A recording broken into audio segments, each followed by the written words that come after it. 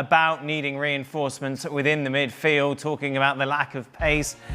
We have a lack of pace, especially in the middle of the park, and you can feel it's hard to win the ball, but we created chances. Well, but I don't get what Oggy said, Morgan Gibbs-White there. Morgan Gibbs-White is a player who plays between the striker and the midfielder, and they've got Bruno Fernandes, they've got Cunha, they've got players that do that. They're not central midfielders. A bit worrying that Oggy says that they got outplayed and couldn't get the ball off Leeds United. And on yesterday's show, Julian Laurens was saying they don't fancy Agate because he can't pass the ball. They signed him from PSG. They paid millions for him, and we're talking about a guy who can't pass the ball. So you've got a player who really can't pass the ball, and you try to play out from the back. He's not in the team. You've got a player in Casemiro, let's be honest, he's finished at this level. And then next to him, you've got Bruno Fernandes, who really needs to be further up the field. But you can't push him up the field because you haven't got anybody else here, and then you've signed Cunha. I mean, it beggars belief. And then, again, yesterday, they were talking about, well, they need a front man, and they haven't ruled out Nico Jackson. I mean, you'd just, if you were a United, you would just burn the season tickets. If they sign Nico Jackson, you just go, right, just forget it. Does a modern player not bother with what the manager says anymore? If I'm a central midfield player for Man United and I'm listening to the manager, sure, I'm going to be thinking, hold on a second. I think you'd have to go and say, hold on a second. If you're talking about me, can you tell me to my face? Right. Because you can't say that. Well, we all know it's true, and they probably know it's true, but you don't come out and say that in the press. I mean, that's just crazy. It makes no sense whatsoever. And apparently, your modern player isn't like us in our day where you would just get slaughtered and you had to deal with it. You know, apparently the modern day player is a bit soft and a bit lightweight and needs a cuddle. Right. So what's that going to do to anybody? I mean, Kobe Mainoo would be a great example. Kobe Mainoo must be thinking, well, I may as well try and find another club. I mean, I don't get it. I don't get what the coach is thinking. It seems that Amorim is quite happy. I mean, he was, you know, the Rashford cases last year is slightly different because it ran a lot deeper, and his comments were very strong on, you know, Rashford. You know, not the cleverest of comments, I don't think, to be honest, about I'd rather play the bus driver and all that sort of stuff. But I think what he's doing here and has done, he's covering his own backside. He's watching his team being outplayed, as Mark said, even in a pre-season friendly. And when he's asked these questions at press conferences, he said, "Well, it's not me. Right. It's not me. Squad. I don't have somebody to run about in the middle of the park. So it's not me, and it's nothing I'm doing. What I'm doing the best I can." Basically, that's what he's saying. He's sort of covering himself, and he just seems hell bent. And I think we're going to talk about it all year again. Just hell bent and playing the same way every week. What's going to happen at the start of the season if they don't start well? Because, as you said, he's covering his own back, but he's covering his own back off the back of not looking after the players. Right. So before you've even kicked a ball in anger, it's a vicious circle, isn't it? You've got the players thinking, hold on, this guy's looking after himself. He's not even bothered to look after us. Oh, I tell you, he's got no chance. They start badly. He's got no chance. They got a midfield and back line that just wouldn't get you past mid-table. No, you look at that 11 again, weren't you? One word on Mbeumo. What's going on? Why is this taking so long, Mark? No medical this weekend. It should be done next 24, 48 hours. Might make the flight to America on Tuesday with the squad, but he needs a visa before he can do that. Okay, lovely, jubbly. God, that was a lot of match. Get an Esty, can he? I can show him how to get an Esty. I mean, Esther.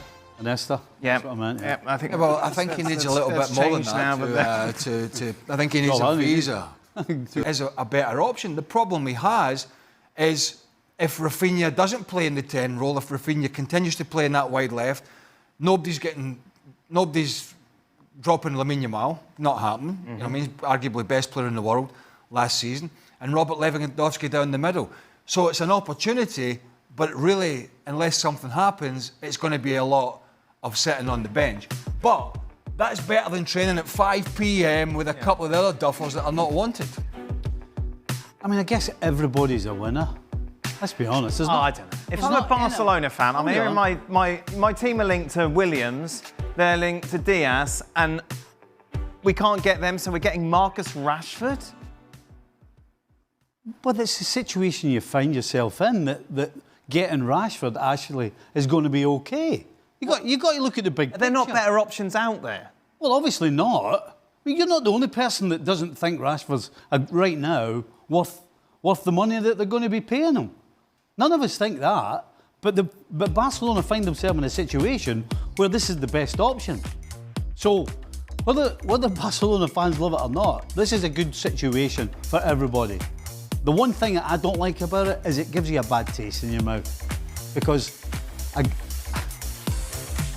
professional football is a tough business. But you know what? Sometimes you've got to earn your luck. And he hasn't earned it. And he's a lucky, lucky boy. From a professional point of view, he doesn't deserve this. He doesn't deserve to be going to a great club like Barcelona the way he's conducted himself over the last 12 months. And even when he went to Villa, as Craig said, he wasn't particularly great.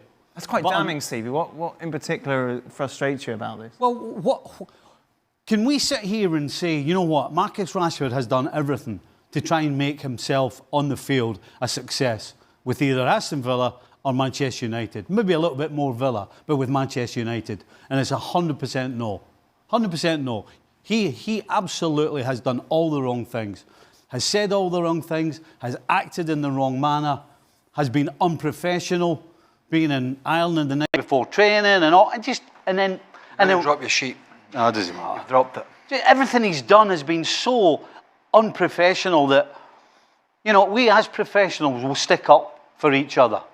Unless you're out of line. Right. And I don't think there'll be many pros now or former pros sticking up for this guy the way he's acted. And he doesn't deserve to be going to a great club like Barcelona. But, as I started with, it's a situation that he's found himself in, as have Barcelona. I'm looking at it from his perspective in Man United. I suppose we talked about Man United in yesterday's show and sort of scratching my head, thinking, well, they're not going to be in amongst the big boys because they're not spending on the best players, they're signing players. But I'm looking at it from their point of view and his point of view, what an opportunity this is. Now, from Barcelona's point of view, it's not the most glamorous signing, you know. And Stevie's right, he signed this new contract, huge contract after that great season at United. His attitude, let's be honest about it, his attitude was abysmal. You could go back and get any game, long before Ruben Amorim came in, when Eric Ten Hag was still there, you could go back and pretty much get any game, even at Old Trafford in front of his own fans, where he was sauntering around, walking around, not tracking back, not even trying to press the ball, not trying to make a challenge, on top of not really producing anything going forward. So, you know, his attitude has been appalling. He got this chance at Villa, which he semi-took. He has possibly got this amazing chance at Barcelona, which just is off the charts. Off the charts for a player who's performed in the way he has for a couple of years. The one thing I would say, and I'm not saying it's easier to go and play in Spain, I am not saying that, but you look at what, it's a different game in Spain to it is in England. You look at what Anthony was able to do at Real Betis. Anthony at Man United could barely get the ball from A to B. He couldn't, you never saw him beat a defender, you didn't see any end product, but somehow we saw a really good, positive side of Anthony at Real Betis, and maybe the game in Spain is just a little bit different, a little bit slower, maybe a little bit more technical than some